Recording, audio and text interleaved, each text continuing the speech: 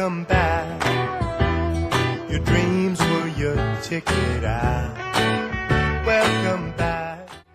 Hey Joe, alright, so this is the video of the Toro bag, custom bag setup that I built. So here's the bracket. So I used regular square tube, angle up on top. Let me take this board out of here. So this board, right? This board I had to put in there. You know, you got to do what you got to do in a short time. This section right here was all wide open. So a little bit of obviously some grass was blowing out the side of it after, you know, entering the bag. It was a quick build, so I had this laying around, so I slapped the board in there. No screws, this wedged in there. It was almost like meant to be. So it worked out pretty good. So got the hangers here, this regular flat bar here, regular square tubing here, more flat bar on the bottom, and I welded this to the old grass flap that was here, that's removable. And so I'll show you. It's pretty simple. It's not 100% like done, but it's good enough to get the job done. Let me see if I can set you up.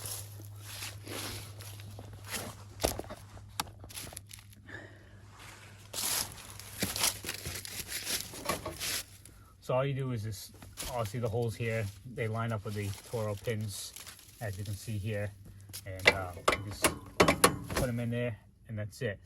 I kind of gotta watch out for like the bumps when the bag gets full. It starts to jump up and down a little bit, and sometimes it will fall off. So for the bumps, I have to go a little slower. I just never made anything from like maybe up here or something down there to lock it in so the bag don't fall off.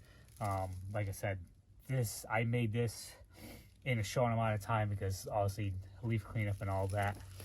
And I told you about the story about the grass catcher, the guy selling it on me when I went to go buy it and drove there for nothing. Anyways, so that's that. You know, it's wicked quick to put on, take off. It works fairly well for something that I built in like an hour, scrambling. So, all right. So the only thing I did, I'll take this board off.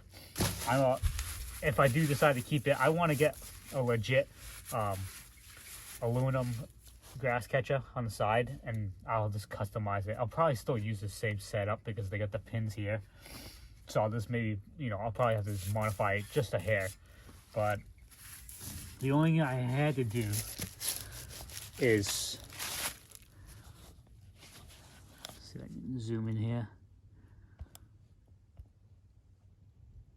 All right, so this screw in here, I couldn't find the old thumb screw that was here. It's somewhere in my trailer. I'll find it, but I had just put like a stainless steel with a Torx bit on there, and I have the key inside. So you just pop that off, take that screw off, and right here you can see the pin that slides into here. This was original from Gravley. This was for the attachment for the grass flap. Let me zoom out a little bit. And obviously the big piece of rubber that used to be here, and you just pull it right off. With that wing nut over there, it makes it a lot quicker. But let me go get my tool real quick. Alright, so I got the security Torx right here. No one can steal it now. But it's got a little rubber bushing on there, where at least you can snug it up pretty good. And I got Loctite on the end of the threads, so it can't really vibrate loose.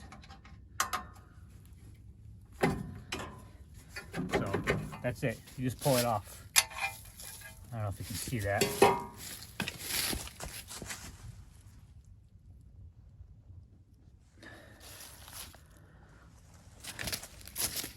So yeah, this is pretty much it right here.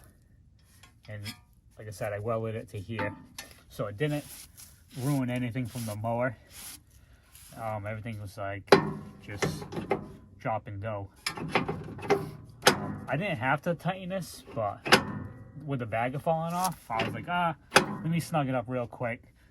You know how the season is. You're always on the go, and you don't want to be chasing your bagger halfway down the lawn, but that's why I just snugged it up. But other than that, it's built to take off, so I can let the grass, fly wide open.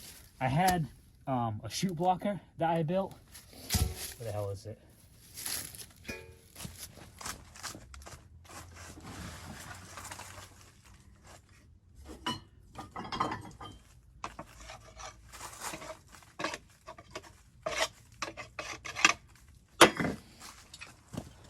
Alright, so this was the shoot blocker that I built, and it was working pretty good. I made it so it would just bolt up to these attachments right here. So Gravley has these ears right here for obviously the grass flap and all that. So I just used those attachments for, I can show you, for the grass flap, the shoot blocker. I'm sorry, I can't speak today. But yeah, it would go on like that. This part right here was for the cable.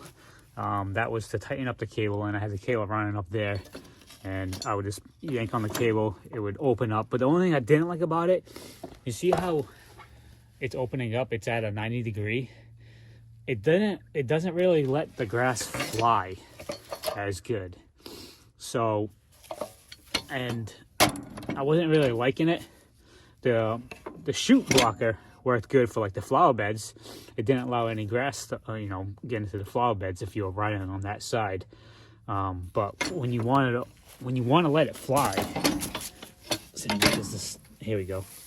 When you want to let it fly, like I said, it only opens up at 90 degrees.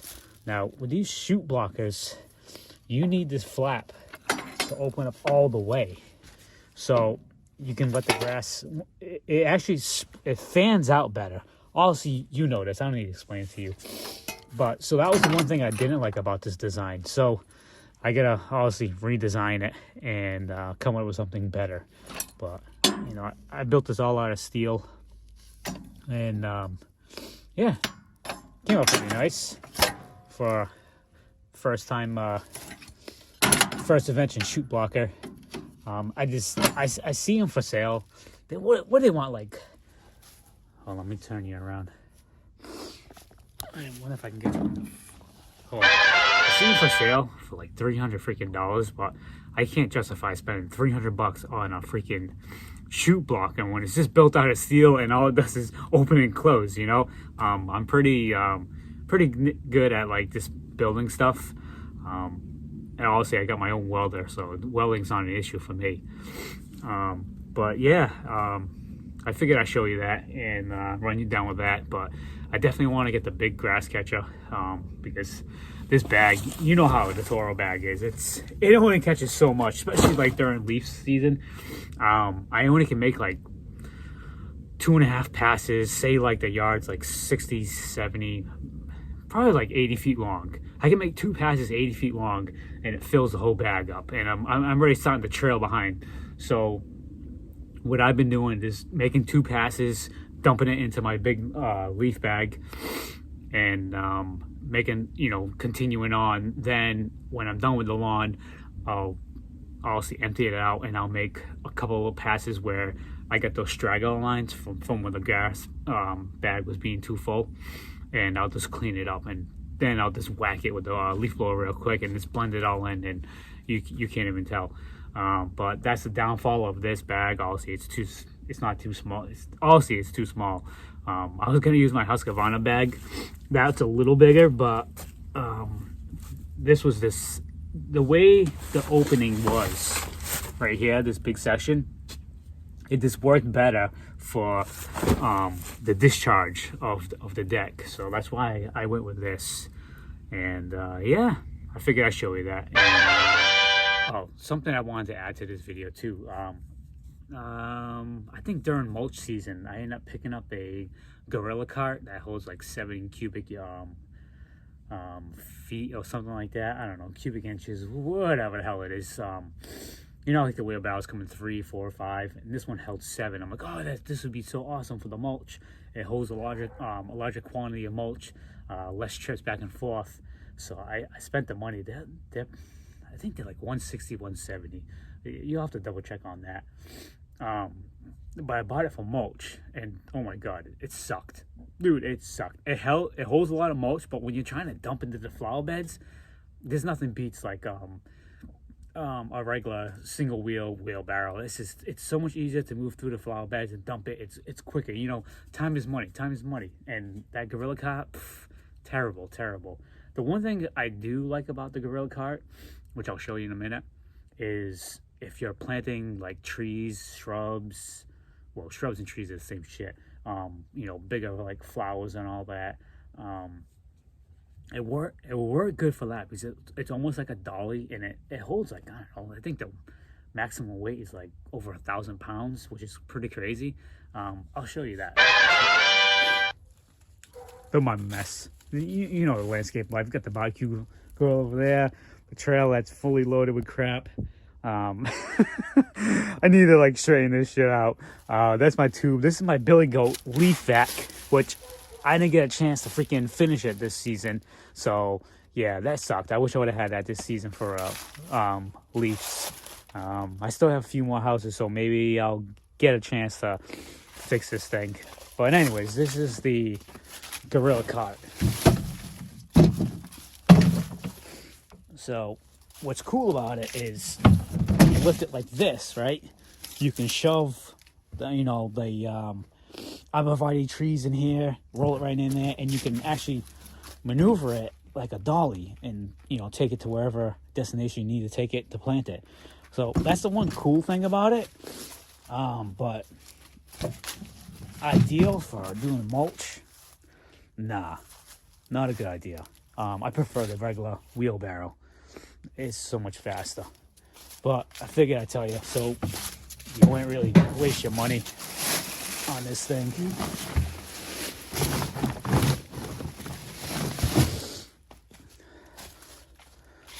But yeah, I think we have the same exact fertilizer spreader from Scott's. Hey, it does the trick, man. That's all I care about. But anyways, man, I will definitely see you on the next one, man. Later.